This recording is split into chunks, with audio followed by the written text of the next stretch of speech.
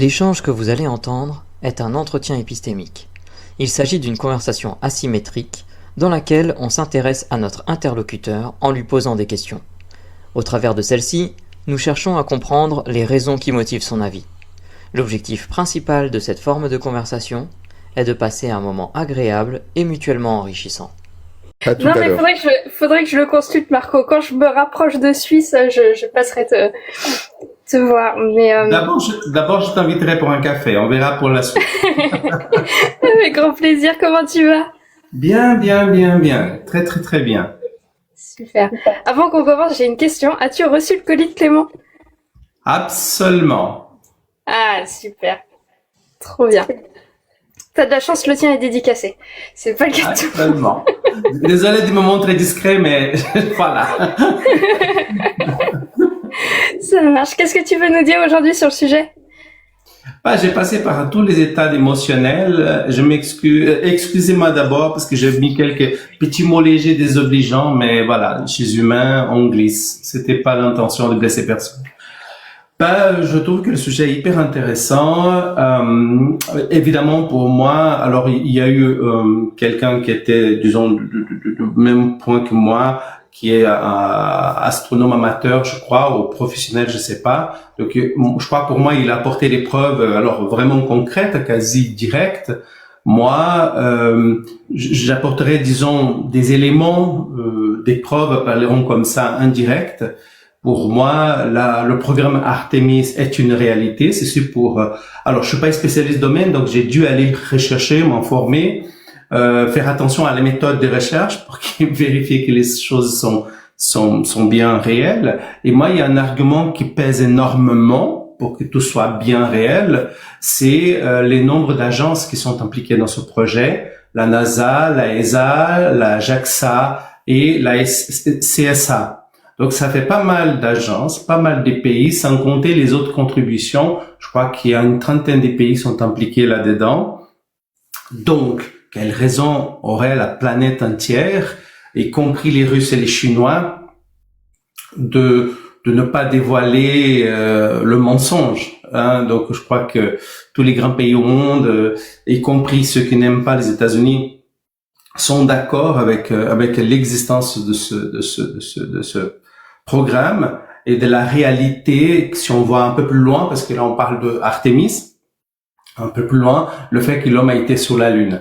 Ce qui est incroyable, c'est ce refus, hein, c'est phénoménal et en même temps, on ne devrait pas être étonné, on vit en démocratie, et en démocratie on peut dire tout. Évidemment, on limite la loi, mais on peut dire, et ça n'enfreint pas la loi de dire que l'homme n'a jamais été sur la Lune, etc. Voilà, c'est une question d'opinion, absurde soit-elle, qu'on la considère ou pas. Voilà, c'est la liberté. Je pense que si on était en Russie, qu'on disait Poutine est un con, c'est quand même délicat. J'oserais pas. Mais dans le monde libre, c'est le cas, donc on peut dire tout, et c'est pourquoi existe cette population qui défend ce point de vue-là, qui je ne partage point. Ok. Si je comprends bien, du coup, tu as fait pas mal de recherches quand même sur le sujet, parce que tu parlais de toutes les instances qui ont participé à Artemis, finalement. Alors, pas mal, non, je ne serais pas, je suis pas un expert du domaine, mais j'ai eu le temps et avec grâce à l'intelligence artificielle, où j'ai demandé les sources que j'ai vérifiées, pour faire ce boulot rapide à ma place. Et puis voilà, les conclusions étaient sans appel. Oui, le programme existera. Et quand j'ai eu ces informations sur le nombre de pays, ces agences qui sont non négligeables, c'est des grandes agences. Voilà, pour moi c'était une évidence. Je n'avais aucun doute, hein, mais voilà, comme il fallait chercher. Et puis on parle d'un programme qui démarre en 2017. En 2017, on a une technologie de pointe. Si je peux parler avec quelqu'un qui est au Japon avec aisance, si je peux vous parler maintenant, c'est pas par télépathie. Oui, tout à fait. Oui, tu disais que ça impliquait trop de pays pour qu'il y ait un mensonge général, y compris des pays qui auraient envie de dénoncer si jamais c'était faux, vu les conflits qu'il y a entre chacun d'entre eux. Et par contre, tu disais aussi un autre truc qui était intéressant, c'est que on vit en démocratie, que chacun peut penser ce qui est bon lui semble, tant que ça reste dans le cadre légal, et que même si la proportion augmente en fait de personnes qui croient qu'on n'a pas été sur la Lune et que le programme Artemis n'existe pas, ils ont le bon droit de penser. Tout à fait. Et moi, je comprends parce que c'est vrai qu'on est dans un sujet, à part les intellos, à part les bourgeois, à part les curieux, c'est un sujet qui après tout ne change guère la vie de tout le monde. Hein. Ça ne va pas améliorer la capacité de payer ses factures ou encore de guérir d'un cancer. Donc c'est vrai que c'est un sujet intéressant, scientifiquement très important, parce que c'est la science, c'est l'évolution de la connaissance. Donc je peux comprendre que ce sera un sujet, et puis un sujet très théorique, parce que jusqu'à nouvel ordre, acheter un satellite comme ça dans le marché et l'envoyer à ses propres moyens pour vérifier si on a raison ou tort, c'est pas encore possible. Donc je peux comprendre que ce sujet laisse autant de marge à des débats divers et variés. Oui, pour toi, finalement, c'est un sujet qui est peu accessible, finalement, tant par sa complexité que par le manque peut-être éventuel d'impact dans la vie de tous les jours. Mais justement, est-ce qu'il n'y a pas des objets, des choses de la vie quotidienne que l'on doit justement à la conquête spatiale? J'ai pas compris le dernier. Qu'on doit? À la conquête spatiale. Ah oui, tout à fait, tout à fait. Mais je pense que entre le moment que la science évolue et l'application au terrien, il y a un décalage. Et encore faut-il que on comprenne cette application. Elle n'est pas toujours claire pour monsieur tout le monde. Hein. Et voilà. Donc c'est juste que je trouve que c'est compréhensif, même si je partage le point de vue de ceux qui nient. Et comme je sais que tu t'intéresses beaucoup à comment les gens pensent qu'ils pensent, pourquoi, selon toi, les personnes préfèrent croire en une fiction plutôt que ça soit réel? Parce que si c'est réel, c'est encore plus extraordinaire que si c'est une fiction.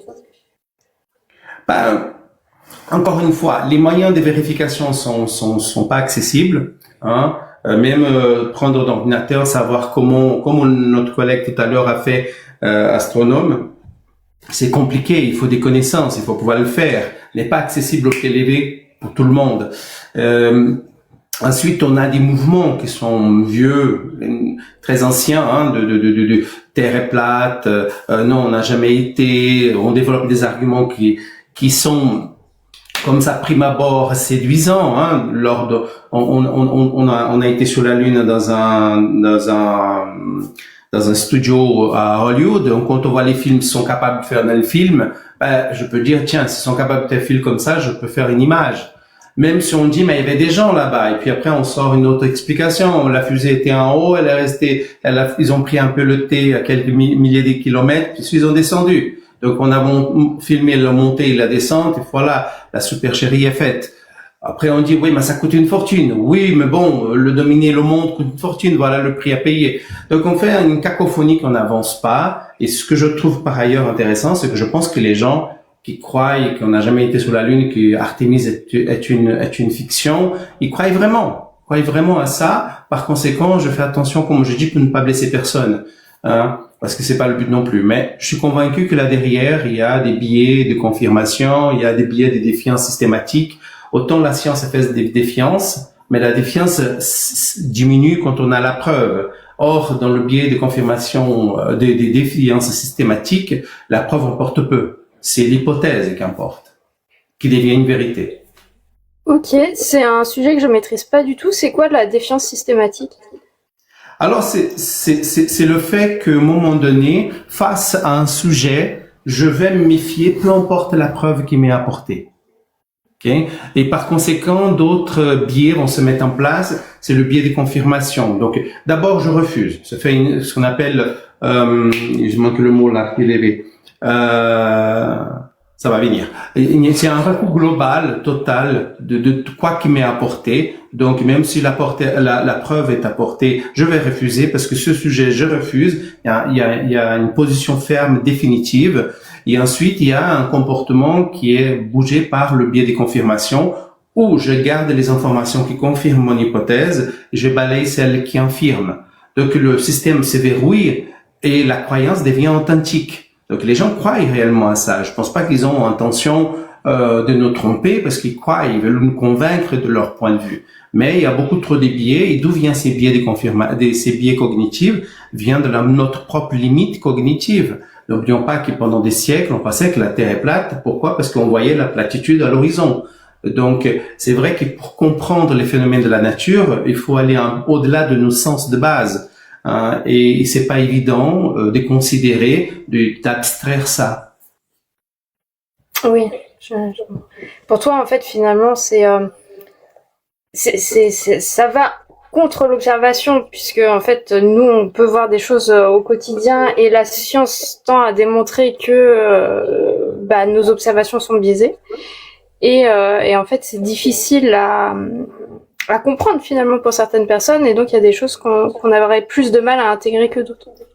Disons que l'observation au sens scientifique dépasse l'observation oculaire uniquement, auditive uniquement. Donc l'observation scientifique va se baser sur des preuves statistiques, des preuves dues à des moyens technologiques. Donc c'est des choses qu'il faut abstraire.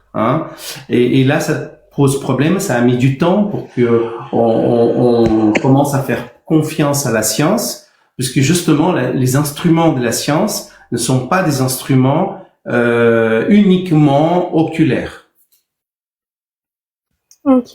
Et pour toi, quelle serait la solution? Oh,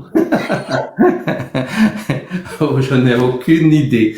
Je pense que la solution, c'est là où on est, c'est-à-dire on n'a pas le choix. On doit continuer à débattre, on a continué à discuter et accepter qu'il y aura un chiffre, à mon sens, de toute évidence mineure, mais un chiffre nombreux, parce que quand on dit 10-20% de la population, ils sont minoritaires, mais ils sont suffisamment nombreux pour se faire entendre. Ils ont raison, c'est la liberté, c'est le prix qu'on paye dans une société démocratique, c'est de faire de la place à tout le monde, indépendamment, on dit beaucoup de son orientation sexuelle, de sa couleur, de son ethnie, mais aussi de ses croyances. C'est pas évident, mais il faut qu'on apprenne à faire de la place et ne pas trop s'énerver quand il y a des choses qui même peuvent nous sembler absurdes.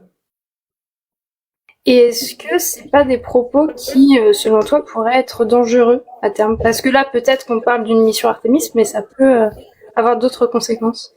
C'est pourquoi il y a la loi. C'est pourquoi la loi, elle évolue aussi. Dire quelque temps en arrière, les femmes sont inférieures à l'homme, ça posait pas tant de problème dans la loi. Aujourd'hui, ça pose problème. Donc, je pense que la loi, elle est là. Ça, c'est au législateur de cadrer tout risque réel pour la société, pour les gens. Si jamais de tels propos deviennent dangereux, ils ne sont plus qu'une histoire d'opinion. Mais nous sommes en démocratie, donc... C'est la loi. Personne n'est en dessous de la loi et c'est à nos législateurs, nos juges, de garantir la paix sociale. Ok. Est-ce que tu voudrais rajouter quelque chose ou une question que je t'aurais pas posée sur le sujet? Toi, tu es toujours vachement bien dans tes questions. J'ai du mal à imaginer un défaut dans ton argumentaire. C'est très gentil, merci. Je pense que je vais me tourner vers les collègues s'ils ont des questions à emporter.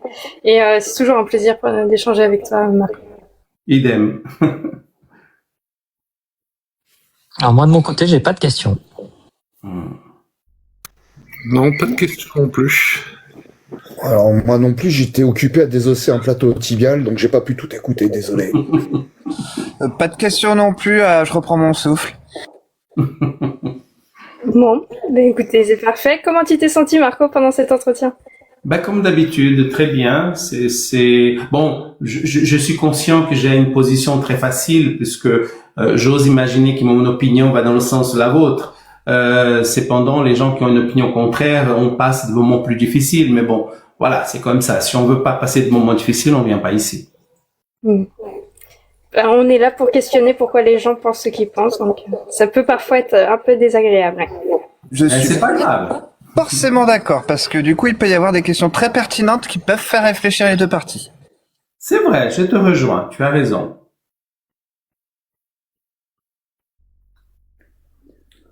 Bon, Eh ben, je reprends la main, Mélanie?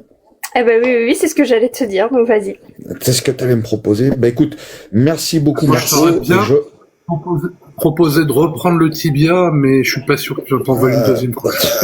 Connard, espèce de connard. Je t'aime beaucoup, mais là j'ai mal. J'ai boité matinal, là j'ai mal. Bon, moi je vais vous dire un truc, les amis. Le problème, c'est pas tant ce que pensent les gens. Le problème, c'est quand les gens arrêtent de penser. Voilà.